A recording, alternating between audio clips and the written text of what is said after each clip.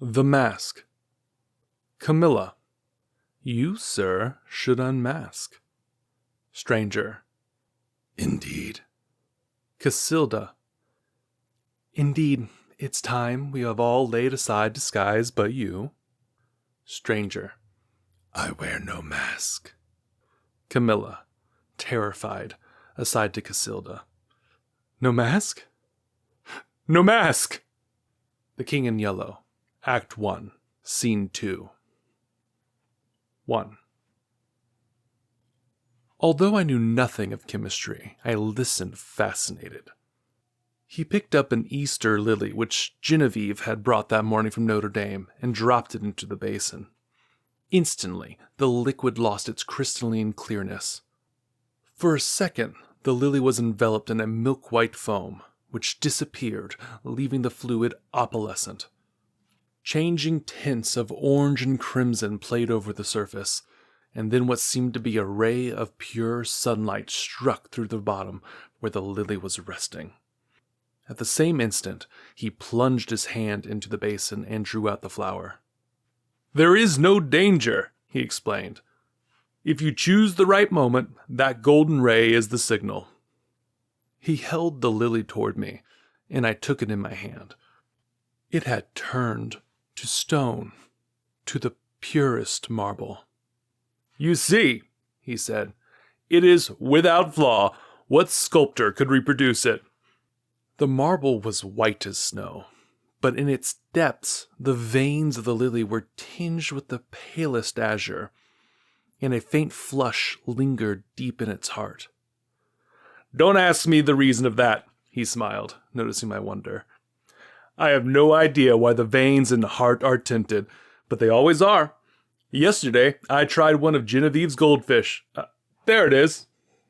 The fish looked as if sculptured in marble, but if you held it to the light, the stone was beautifully veined with a faint blue, and from somewhere within came a rosy light, like the tint which slumbers in an opal. I looked into the basin. Once more it seemed filled with the clearest crystal. If I should touch it now? I demanded. I don't know, he replied, but you had better not try.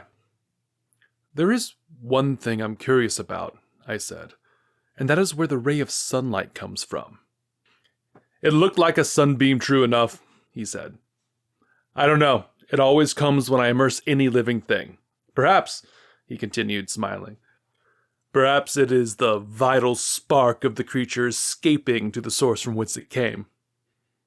I saw he was mocking, and threatened him with a maul stick, but he only laughed and changed the subject. Stay to lunch. Genevieve will be here directly.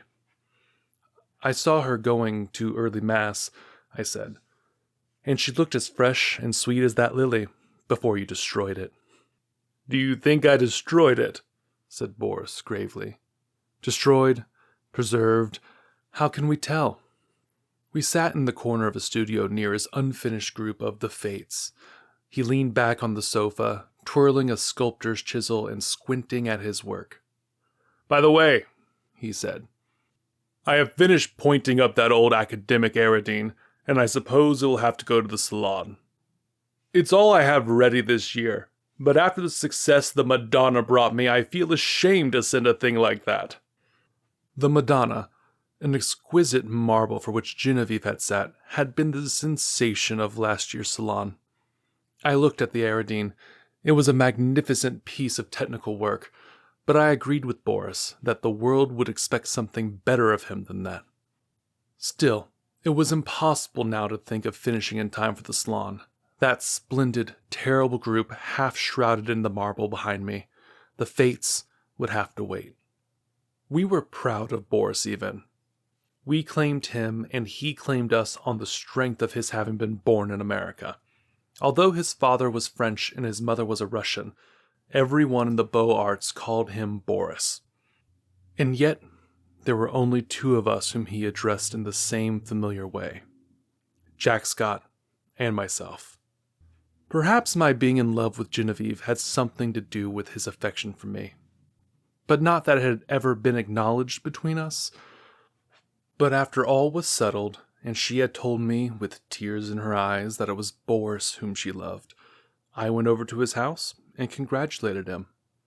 The perfect cordiality of that interview did not deceive either of us, I always believed, although to one at least it was a great comfort. I do not think he and Genevieve ever spoke of the matter together, but Boris knew. Genevieve was lovely. The Madonna-like purity of her face might have been inspired by the Sanctus in Gounod's Mass. But I was always glad when she changed that mood for what we called her April maneuvers. She was often as variable as an April day. In the morning, grave, dignified and sweet. At noon, laughing, capricious. At evening, whatever one least expected. I preferred her so, rather than in that Madonna-like tranquility which stirred the depths of my heart. I was dreaming of Genevieve when he spoke again. "What do you think of my discovery, Alec?" "I think it's wonderful." "I shall make no use of it, you know, beyond satisfying my own curiosity so far as may be, and the secret will die with me." "It would be rather a blow to sculpture, would it not? We painters lose more than we ever gain by photography." Boris nodded, playing with the edge of the chisel. "This new vicious discovery would corrupt the world of art. No, I shall never confide this secret to anyone," he said slowly. It would be hard to find anyone less informed about such phenomena than myself.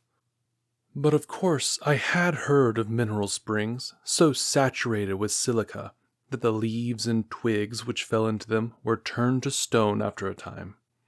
I dimly comprehended the process, how the silica replaced the vegetable matter, atom by atom, and the result was a duplicate of the object in stone. This, I confess, had never interested me greatly, and as for the ancient fossils thus produced, they disgusted me. Boris, it appeared, feeling curiosity instead of repugnance, had investigated the subject, and had accidentally stumbled on a solution which, attacking the immersed object with a ferocity unheard of, in a second did the work of years.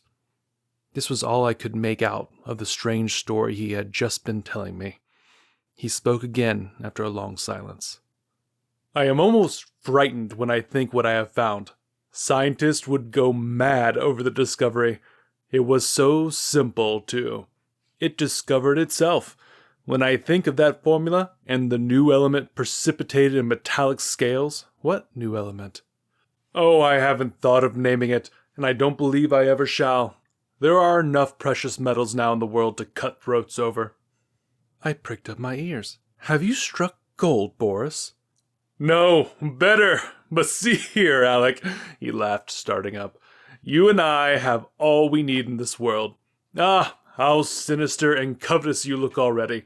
I laughed too, and told him I was devoured by the desire for gold, and we had better talk of something else. So when Genevieve came in shortly after, we had turned our backs on alchemy. Genevieve was dressed in silvery gray from head to foot.